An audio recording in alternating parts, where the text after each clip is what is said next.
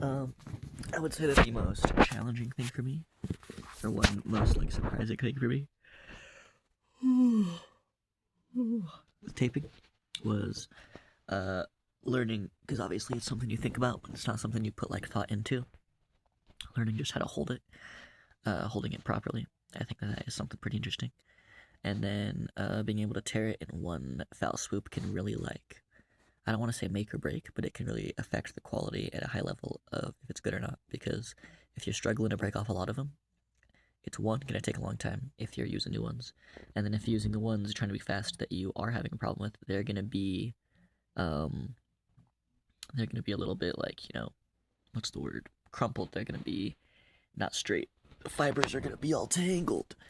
So just learning how to tear it and hold it, I think is a huge skill gap, huge thing. The problem that I'd say I have the biggest problem with is just overall, um, I either make it too tight or too small. So I just need more experience with both because, it's good to have it tight. It's good to have it, a little bit loose. You gotta have that just middle ground. I think the best way truly is just experience. The way that I plan to combat this is just by practicing more. I've been practicing the feet a lot on my mom, and then she's been trying to replicate that on some of the people she works with, and she's decently good at it. And then I've been doing the shoulder one. That one I'm probably my second most confident in, but the biggest problem for me is the biggest wrapping for me is probably going down with the hip. That one is kind of, it's just hard for me to do fully. I watched a few different guides on it, and some tips and tricks and stuff, and that one's just hard to get just right for me, but not the worst thing. I am confident in my wrist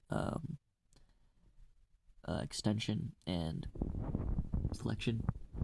That's the right two. The one where you go holding it up, and then one where you're holding it more down. I think that I can replicate those pretty easy and at a pretty good level. Um, so I mainly just plan to practice more. I think the biggest problem people in general have is just learning the little things, like making sure you're holding right, making sure you're tearing it easily in one foul swoop, and then as you do it more and you just remember those things, you're gonna get better naturally. And then after you're good at a few basic reps, then you just can learn more and kind of expand your knowledge until you're good at a wide variety of them. So I plan to learn a wide variety of reps and taping and stuff, and then get decently good at them just by practicing. And I think that's a pretty solid plan. There's nothing super duper surprising. It's honestly, I guess I'd say it's more so about, I thought it was like the quality of the tape mattered a lot more, and it does matter to an extent, obviously. Like, if you have the exact same job, but one's done by really expensive tape, KT, something crazy expensive, high quality, and then you have something that's really, really cheap by bulk, it's gonna be better quality, but it doesn't make that much of a difference. It's more so the person. So yeah,